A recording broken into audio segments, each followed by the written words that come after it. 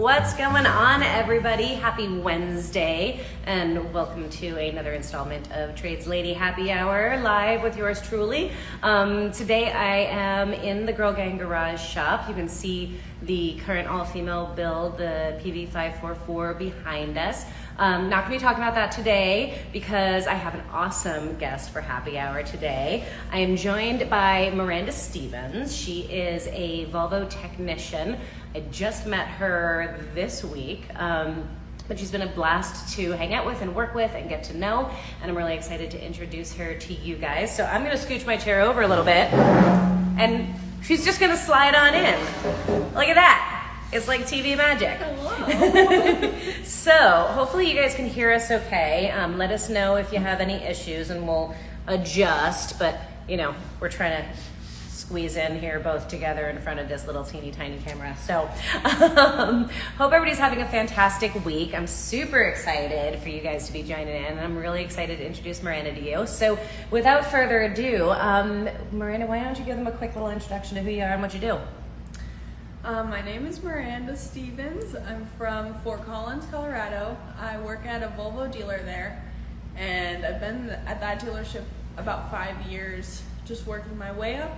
And I've been I've been a tech on my own for about a year now. So, which I honestly like. It amazes me honestly, and I think it's such a testament to the training that you've gotten. And I don't know if that's Volvo or your dealership or what you've got, so we'll dig into that a little bit. But you know, when I meet technicians who've been on their own for just a year, like they're still fresh and they're just starting out, and yet Miranda showed up like super knowledgeable, super knows her stuff, like questions that I don't think I would have known about BMWs when I was only a year into it. She was like, oh yeah, that's this, like super knowledgeable. So I give you a lot of credit for being where you're at in such a short amount of time. Well, thank you. So how did this all like get started for you? How did you start out in the automotive industry? Well, when I was in high school, they had a college or a community college class you could take that was auto tech.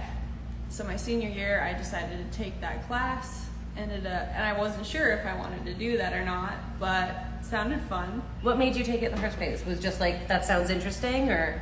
Honestly, the boys. I wanted to meet boys. I appreciate your honesty. Yes. And you know, I went there to find love, and I fell in love with cars. Hysterical. I love it. Well, you did find love. I did. Just not with boys. A better love. Or, well, I mean, just not at that particular moment.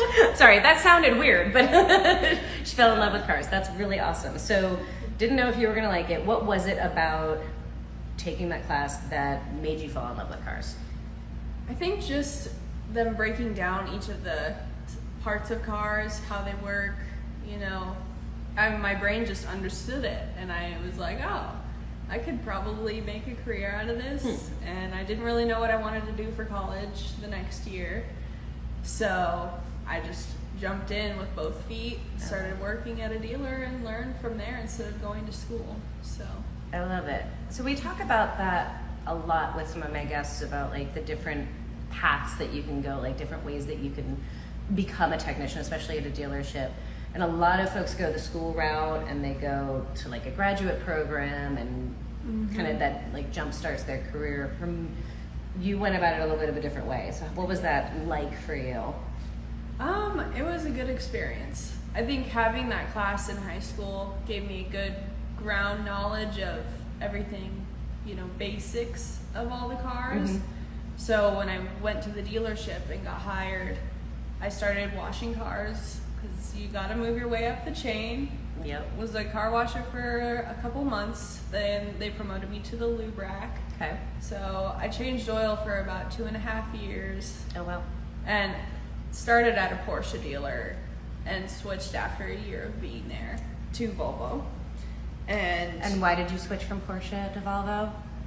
Well, they told me I could be a Porsche tech, and I was kind of getting my way into doing that, and then they just hired a guy out of school to do it instead. So I was like, well, apparently there's no loyalty here, so I'll just move along. I appreciate that that's where your brain went with it, that it was about loyalty, and I think that's That's a big thing. Like, I've said this before with other people, and it's like, you know, if a shop doesn't want you for whatever reason, right? If they're not going to promote you, if they're not going to give you opportunities, if it's because you're young or because you're a woman or because they don't like the color of your skin or whatever the heck it is, right? They just don't like your face. I don't know, right? Whatever that reason is, if they're not going to treat you well, then you don't want to be there anyway. Yeah. So what other reasons why they might have not given you the position? They had no loyalty. Like that's a huge thing. Like that's going to be other opportunities that they would pass you up for it in the future too. Yeah. So why Volvo? How'd you land with Volvo? 'Cause I don't hear about Volvo techs all that often. No. I don't meet many. I mean, I don't think anybody goes to Volvo thinking they want to work on them particularly, but it was just a dealership that was hiring lube techs, which I knew how to change oil. Okay. So got hired there, and I ended up really enjoying working on Volvos and learned from one of the smartest guys I've ever met in the field anywhere. Nice. Had the opportunity to apprentice with him, and that really was what made me want to stay, because that guy was so intelligent and treated me with just as much respect as any other guy and taught me everything he knew. So it was awesome.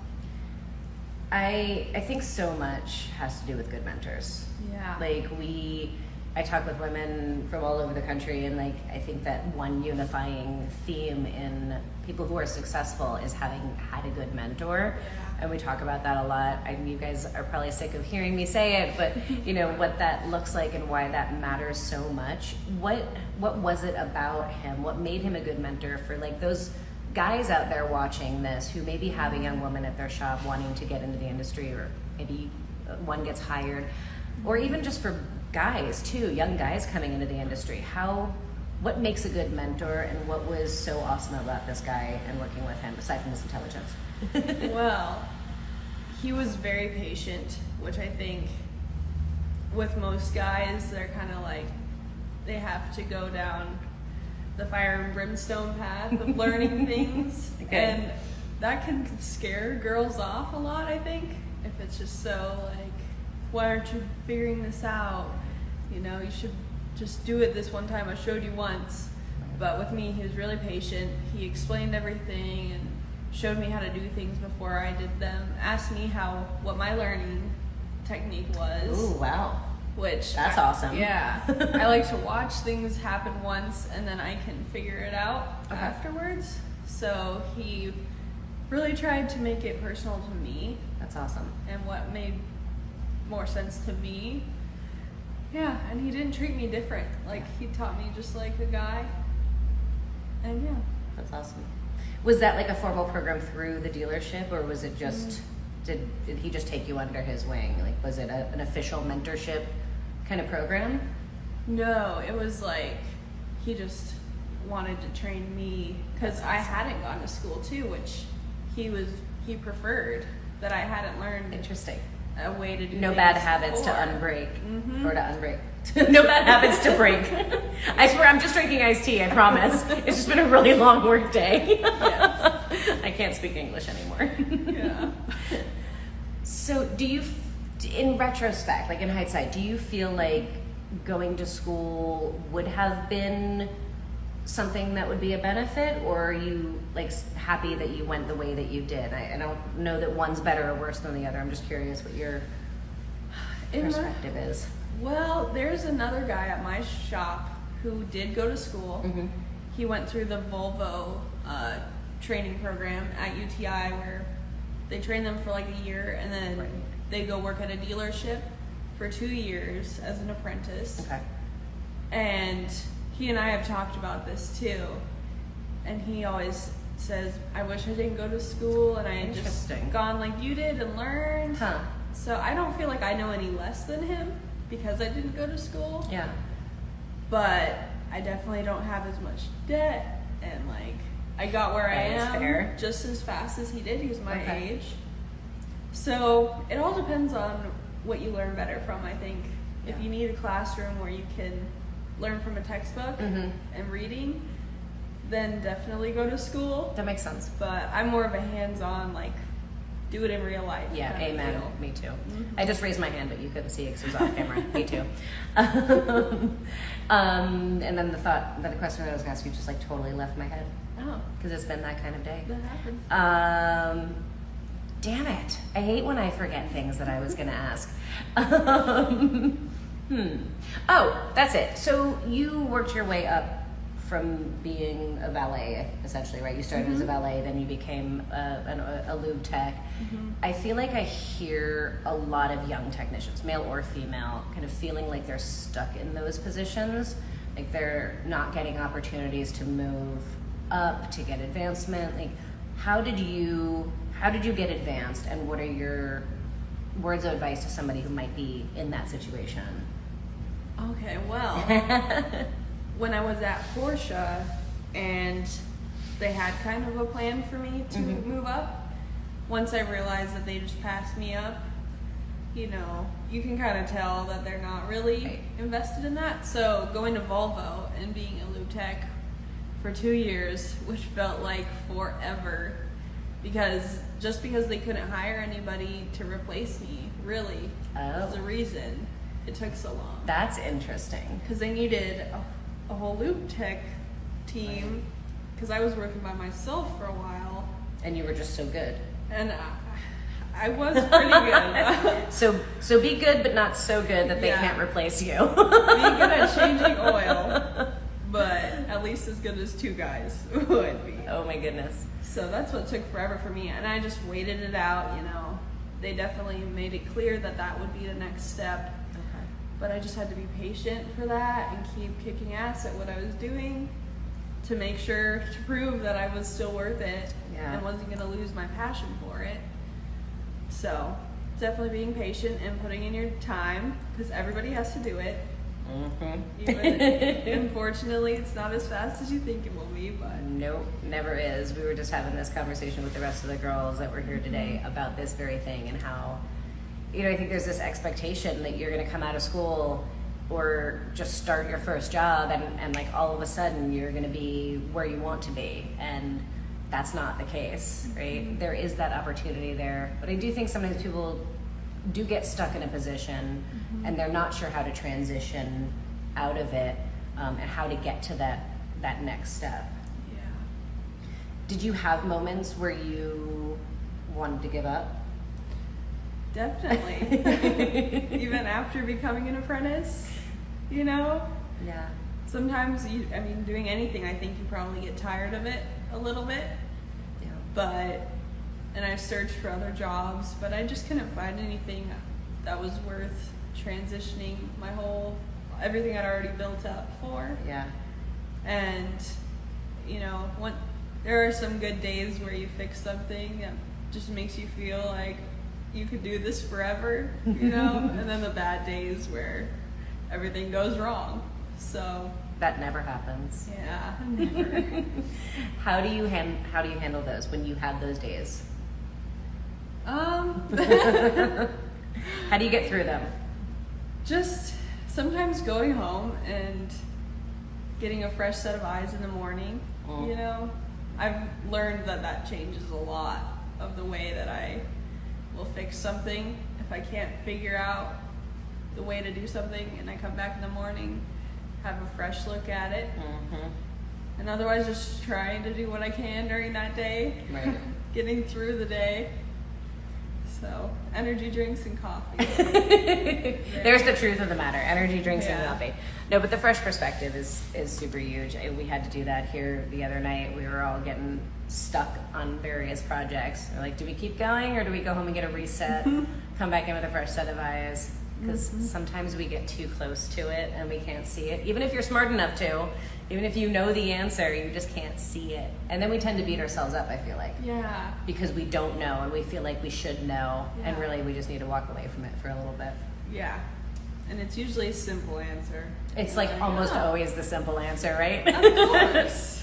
Yeah, absolutely. Or like someone else will walk up to you while you're Yeah. working on a problem. They'll be like, it's that right there. You're like, damn it, I didn't even see that because I was so tunnel vision about it. Yeah. I love you, but I hate you. Right, exactly. Now you work at a pretty tiny dealership, right? Yes. How many technicians? So right now we have 3 other Volvo techs and 1 other used car guy. Okay.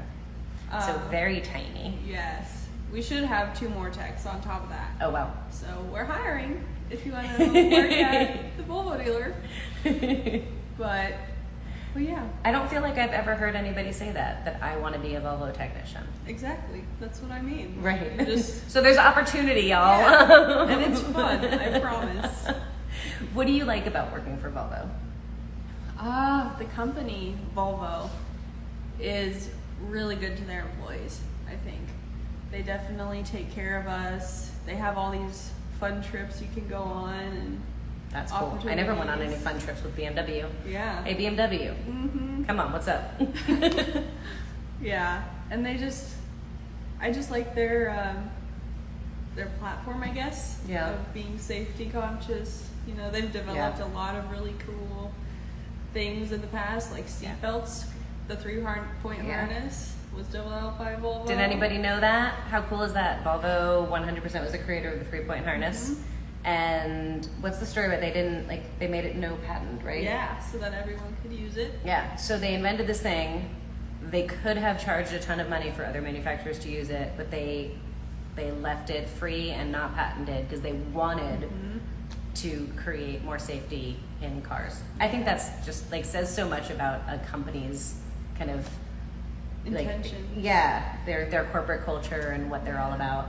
And that's cool. They also invented the Lambda probe, which is the O2 sensor. Oh, I'm like the Lambda probe. Yeah, that's what it's called. The fancy new version of an O2 sensor. Yeah.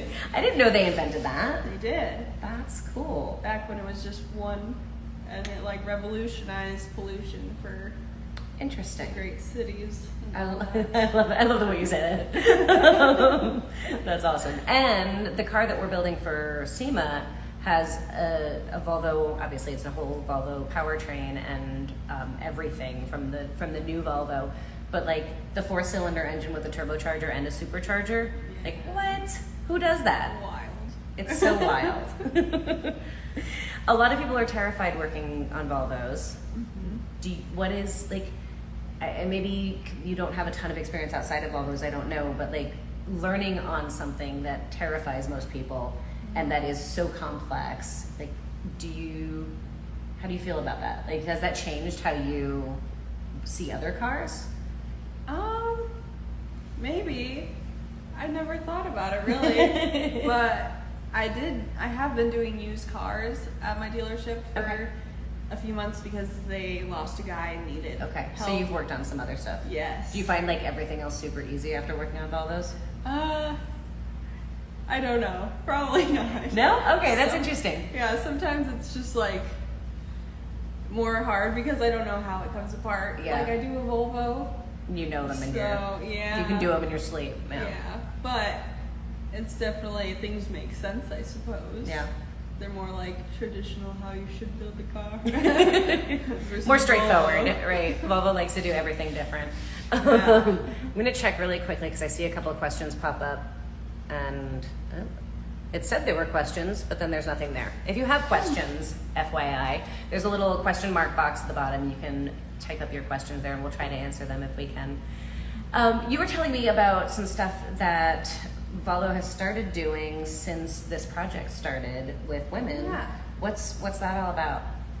Oh, so shortly after I heard about this project going on, they organized a trip for all the females Volvo techs, which there's only 7 other female Volvo techs in America. And they had a trip down to the South Carolina factory, and they got to do some hybrid training classes. Nice. I wasn't able to go, unfortunately, but that was super cool. Yeah. That they funded all that and everything. Yeah. Absolutely. I went to Volvo training for a week in Texas, and my instructor was like, "Oh, can I take some pictures of you?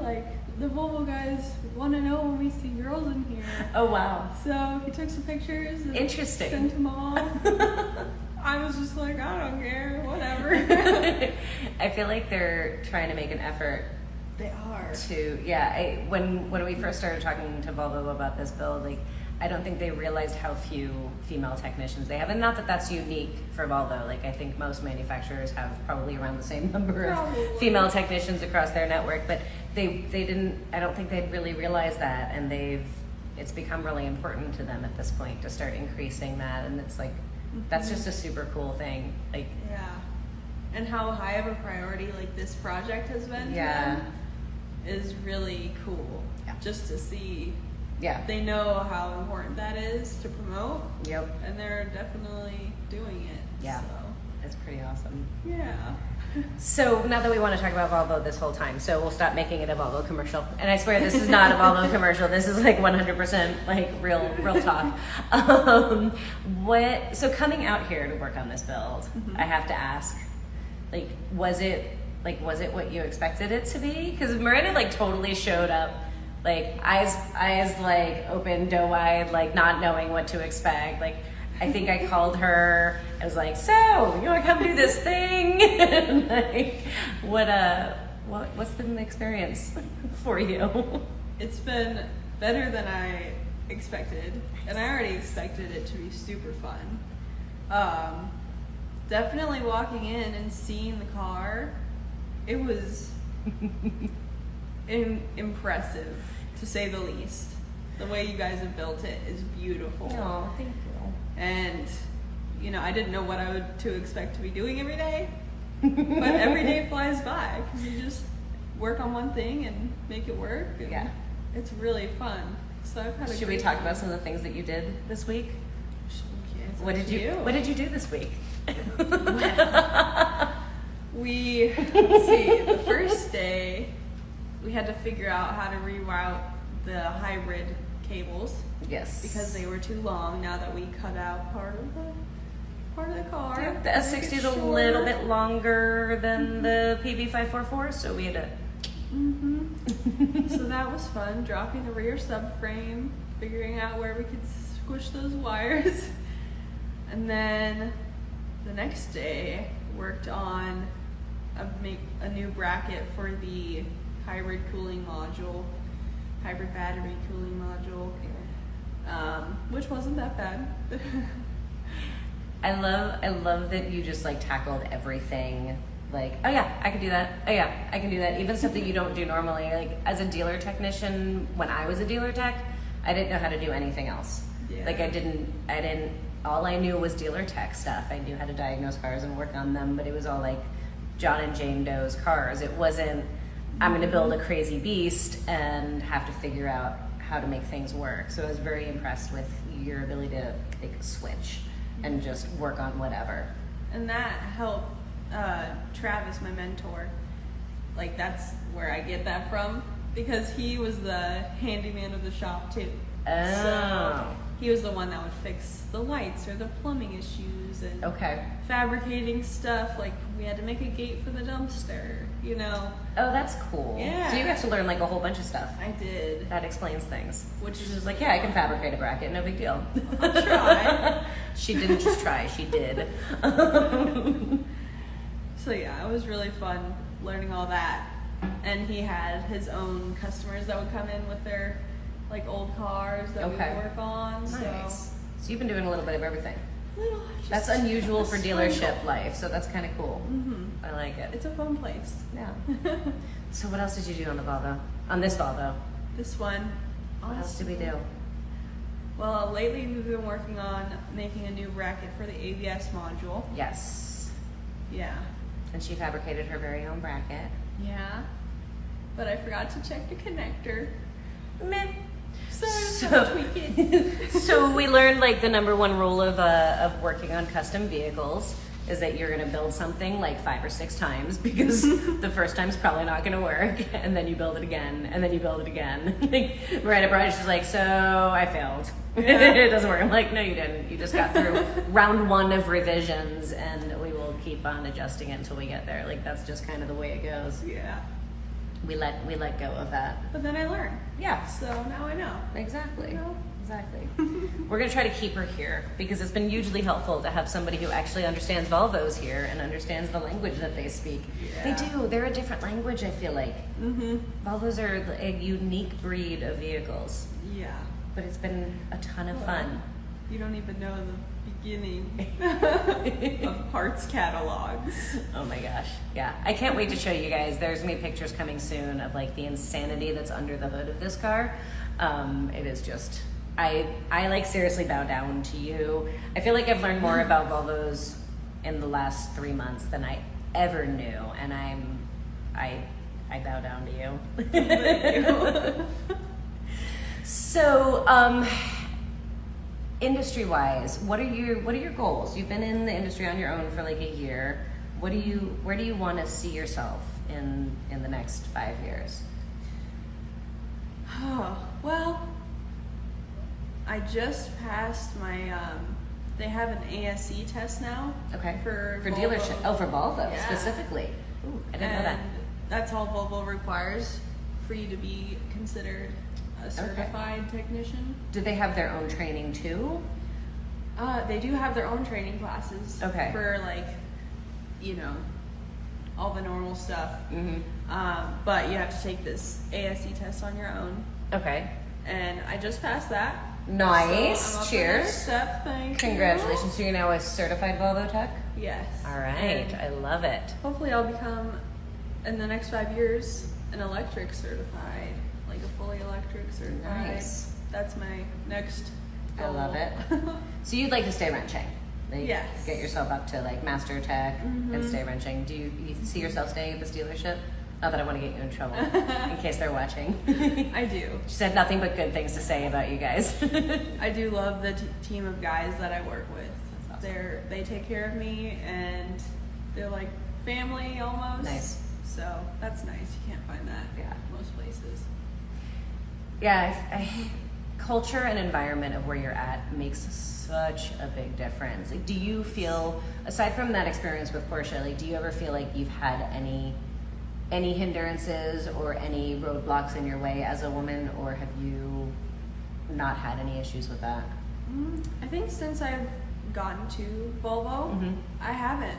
I don't think That's there's awesome. been anything because of my gender that makes me less qualified. That's awesome. Well, it definitely doesn't make you less qualified. No. But sometimes in it other means people people's treat you eyes. differently. So people have been 100% awesome with you. Yeah. That makes me so happy. Yeah. Like, that's progress. I have to Yeah. cheers you for that too. Okay. We don't hear that often, right? Like, you guys have seen, anybody who watches these happy hours regularly, like, there's a ton of ladies out there with stories that are not so positive and having faced real challenges. And so hearing that, like, that's so big. That is such a huge thing that you've been able to just come in and do your job and just learn and grow and have it be a non-issue that Yeah. you're female. Yeah. That's awesome. So if anybody wants a job, Volvo in Colorado apparently is an awesome place to work. They are. It's fun. You'll have fun. So I saw there was a question in the questions about why are Volvos so difficult to work on. What, I'm sure you've heard this, that Volvos are difficult Yes. to work on. Do you feel like they're difficult to work? I mean, you work on them. Do you feel like they're difficult compared to other vehicles? I don't feel like they are, but I'm probably biased because that's mostly what I learned, and it makes it a lot easier to have their diagnostic, Yeah. database and looking up all the instructions. Yeah. So I think that's probably, to answer your question, like, I feel like that's probably the main thing that makes people feel like Volvos are difficult to work with, is because it's harder to get information Yeah. about them. So some manufacturers put out all of their information. Some manufacturers put out a little bit of their information. So if you work at an aftermarket shop, you're not at a dealership, Volvos can be challenging because they are a little bit different. They think a little bit differently, but on top of that, like, it's hard to get information about them. So that makes it a little bit more challenging. But I think the cars themselves, yeah. aside from their excessively long bolts, why are their bolts so long? Just gotta make sure it's secure. Safety. That's the number one goal.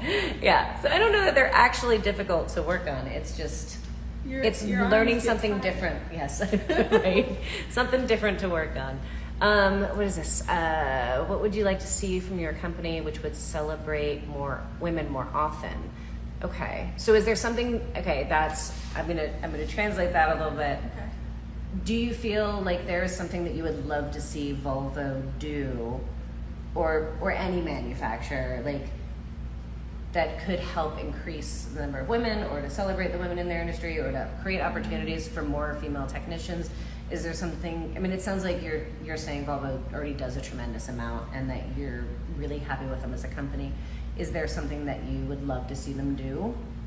Well, I think they've definitely started initiating a lot of things that I don't know what they are, but because of this project, they're starting to reach out more to find more women, I think.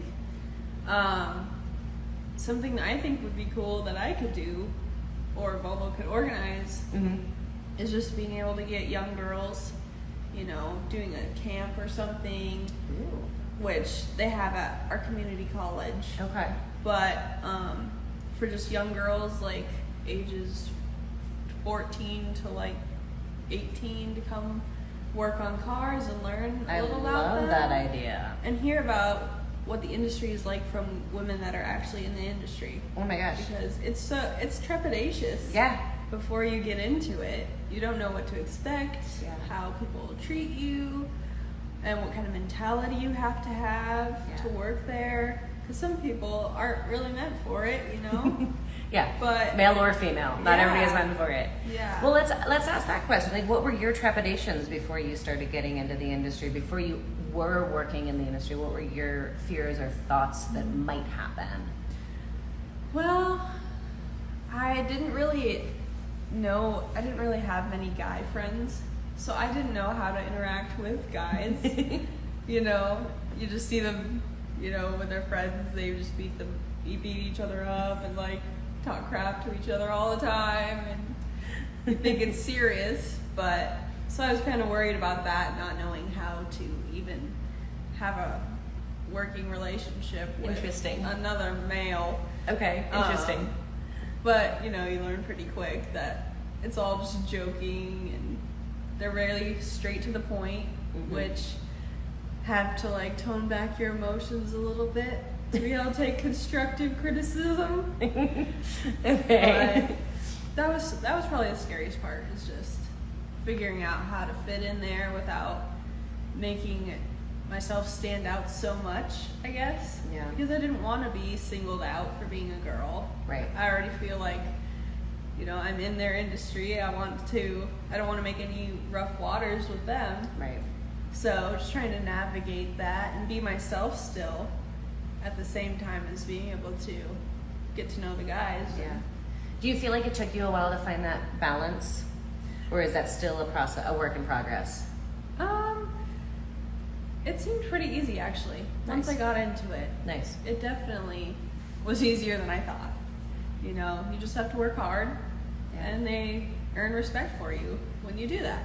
So it's not very complicated, but I know, I love it. Like, on the one hand, I feel like you make it sound so simple, and it is so simple in a lot of ways, and yet it's also incredibly challenging in a lot of ways, because like you said, there can be all this trepidation and this fear, and not all experiences are as positive as yours has been. Definitely not. So that, like, it is that simple, and it's not that simple. But that there's definitely truth that, like, work hard, find a good place, find a good mentor, and know that you belong, like, you deserve to be there. Yeah. Just at the end of the day. Earn your place. And So I like this camp idea. I think you need to do it.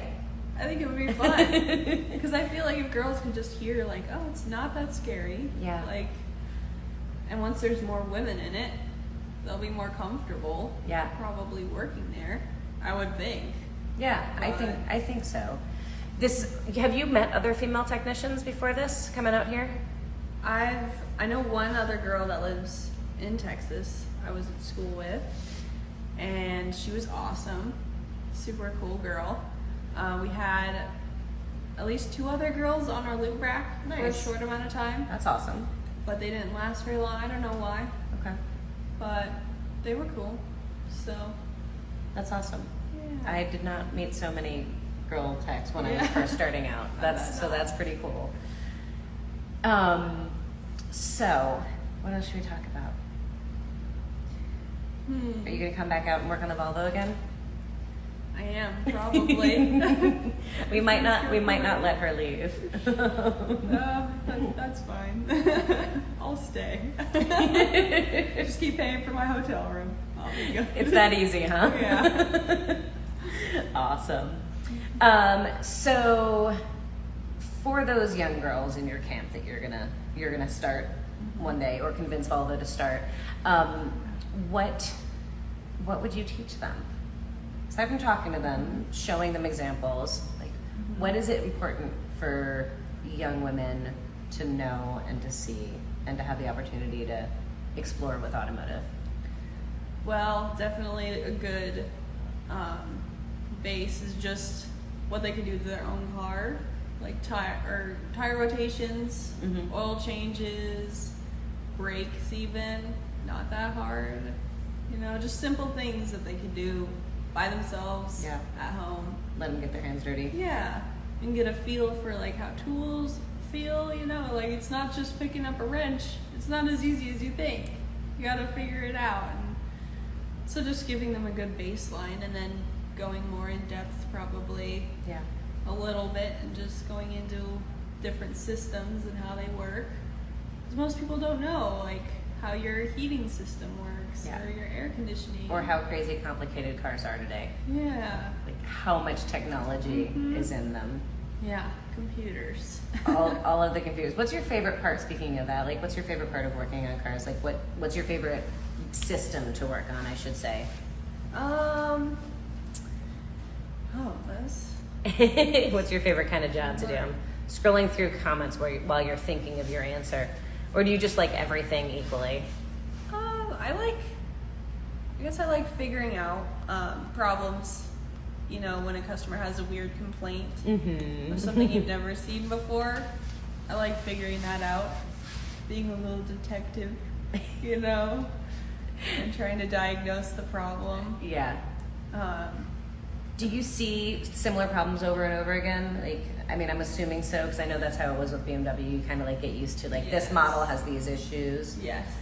There's mostly on the older cars with less computers. There's a lot of leaks that you can notice right away. You know, if it's dripping in this spot, that's definitely what it is. Right.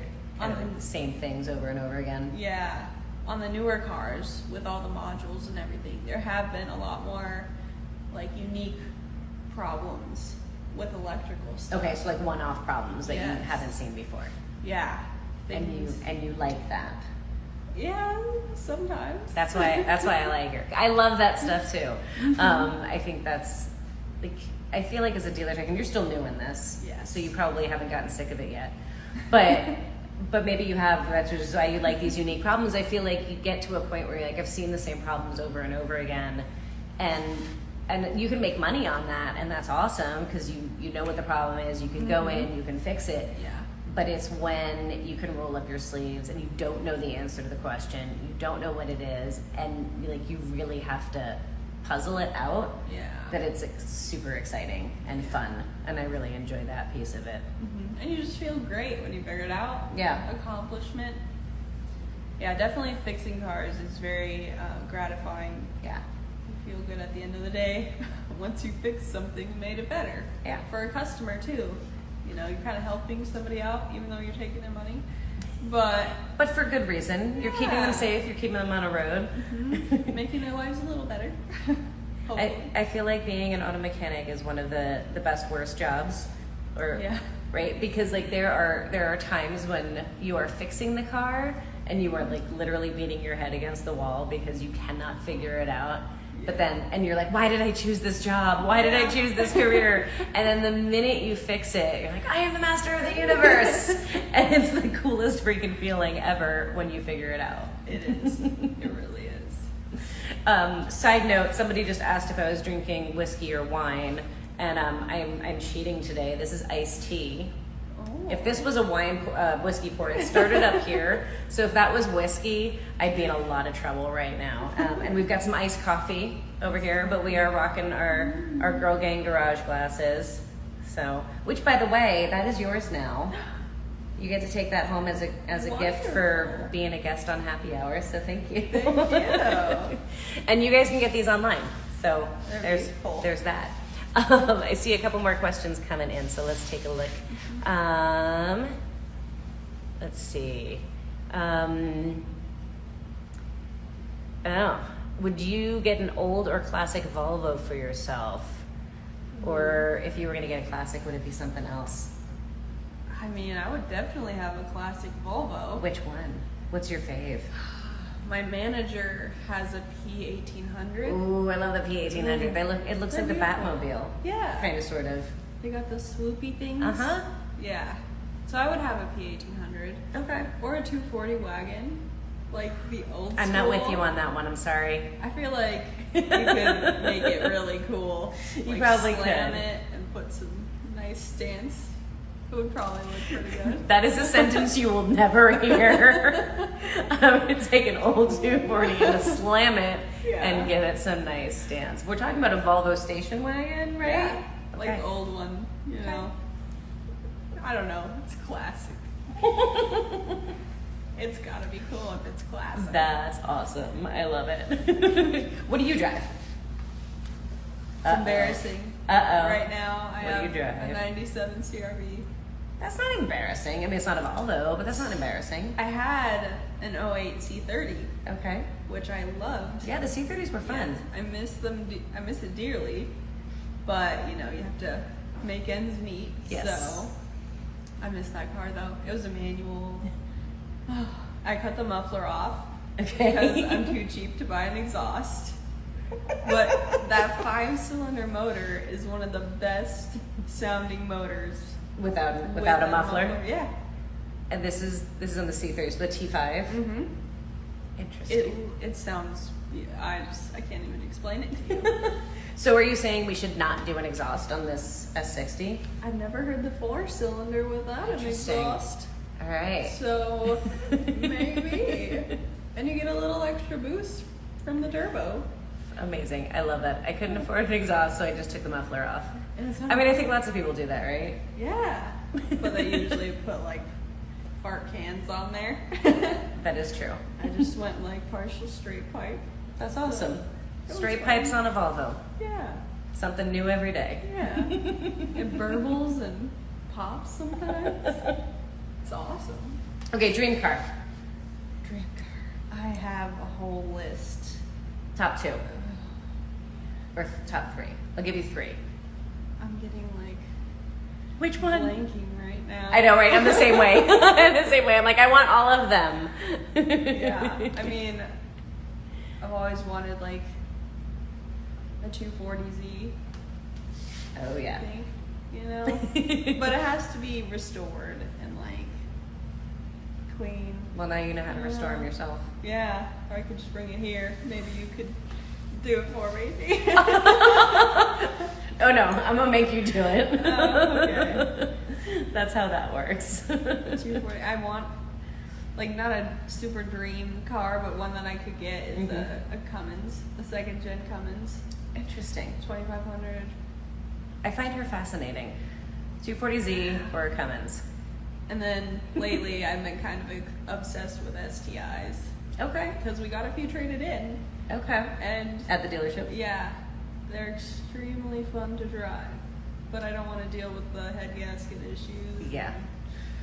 Yeah. But it would be fun. I love it. Okay. Interesting mix of cars as your... Yeah, I'll take anything. You know. Right. Yes, I'll work on anything. I'll drive anything. Okay, so what are your least favorite things to do on a car? Like your least favorite types of jobs? Where you get the ticket and you see what it is and you're like, ugh. Like on Volvos in particular? Or? Yeah, or just anything since you're working on other cars besides Volvos. Oh. Well, I definitely don't like doing Toyota water pumps. Okay, so we're getting specific. I'm just gonna say that. No Toyota water pumps. Okay, interesting. Why? There's just, you can't just take off, you know, the pump. There's always like 5 brackets mounted on it that have to come off. So I hate doing those. Okay. On Volvos, they have, sometimes you have to do the balance shaft, Okay. which is in the oil pan. Okay. and you have to adjust the gear lash on them because they start to make a whining noise. Oh, interesting. Okay. And that's just really hard to get perfect. You know, had a couple come back that weren't perfect. So that's just not a fun job to do. Okay. But I don't know. But everything else, like electrical versus interior, heavy line, like do you have something that you would like less than working on other stuff? I don't know. I like electrical. But interior stuff. That's why we like her. I don't know. Because we have a lot of electrical to do on this thing. Yeah, that's what I do. Not everybody likes electrical. What do you like about it? It's kind of, I think it's more straightforward. Like, in a way, once you figure out where the problem is, you just have those wires to work with. And like, testing them, it's narrowed down more, I guess, than just like a noise you could hear in the pulley area when there's like 7 pulleys, you know, figuring out which one. Yeah. But Interesting. yeah. Most people would say electrical is the more complicated. So it's interesting to hear a different perspective. I mean, I enjoy electrical work as well, but I think if I had a preference, it would probably be more mechanical stuff. Yeah. I mean, I definitely like doing Yeah. mechanical stuff because it's straightforward. Probably less hard to diagnose. Yeah, I feel like on the electrical is harder on the diagnosis side Yeah. and easier on the fix side. Yeah. And mechanical is easier on the diagnosis side and sometimes more challenging on the fix side, if that makes sense. Yeah. And electrical, you kind of just throw a part at it. Be like, yeah, it's probably this switch. Let's try it. It's We don't cheap. just throw parts at things. What are you talking about? Well, no, definitely not. But if you did. Interesting. I had a question while you were talking, and now I've forgotten it again. I swear it's not whiskey I'm drinking. I promise you this. Damn it. Why am I forgetting? See, right before this, she was like, what if I stutter? And I'm like, you're going to see me totally stutter and stumble because I forget things that I'm thinking of. Yeah, somebody just said out of all the happy hours he's listening to, you're the first person to say that you like electrical. Oh. Well. Well. Don't be scared of it, y'all. Don't Yeah. be scared of it. You're how many years into this? Well, 5 in the industry. Total, yeah. And she's only 5 years into the industry. And yet loves electrical, so don't be scared of it. Yeah, you just gotta be confident. Yeah. Which isn't that like so key in everything? Yeah. Like you just gotta be confident. But being humble enough to know when you're wrong and take advice, Yeah. it's definitely a fine balance. But It is indeed. I still don't remember what I was gonna say. It's a problem. I don't know what you're gonna say either. I don't know. Think of There it. was like I was like, let's dig into this topic a little bit, and then it totally left my brain. It had something to do with women in the industry. That would make sense. Yeah. This is what happens when I haven't slept enough, and we've been working our butts off on All week. a body swap. Yeah. So about them Mets. Yeah. You see them? No. All right. So no, but in all seriousness, we've been talking a bit about women in the trades while we're hanging out here at Volvo, and like kind of having some like real talk about kind of the challenges that face women and some of the maybe perceived challenges that face women. And so like, I don't know, I kind of want to like chat about that a little bit if you're all right with that, like, because you're coming from a very different perspective. You've had a relatively smooth path. You've had great opportunities. You've been able to thrive and grow your career pretty quickly, and you haven't faced a lot of conflict. And yet, like on the other side, we have all sorts of stories of like not so great experiences. What are your thoughts? Like, do you feel like a lot of it is mindset? Like, what are your thoughts on this topic? I'm just going to kind of open it up, if you're all right with talking about it. Yeah. Just putting you on the spot here. Well, I would say it definitely is a lot of mindset. You know, you have to be willing to do the hard labor. You know, it's not easy on your body.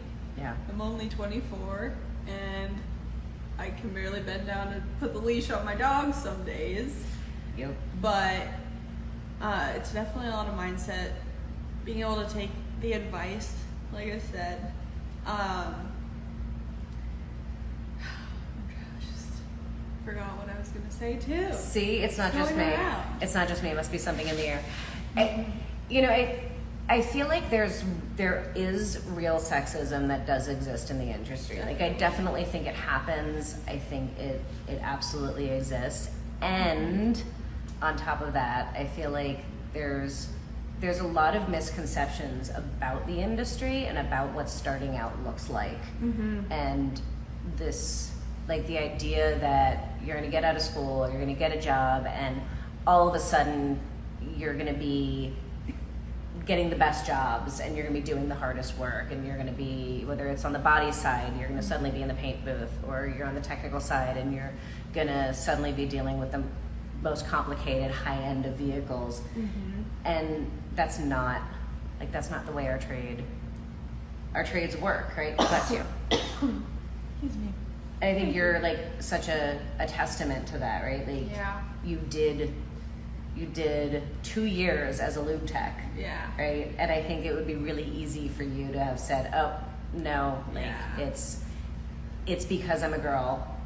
Which, and not that doesn't happen, because that does happen, right? I think sometimes it totally does happen that people are held back and not given opportunities because they're women, but I think there's also a ton of, it takes a long time to move up It does. in the industry.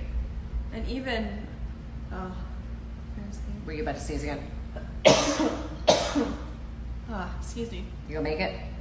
Okay. Yeah. Even that guy that went to Volvo school that I work with, he still, in his contract, had to be an apprentice for 2 years. Yeah. No shorter than that.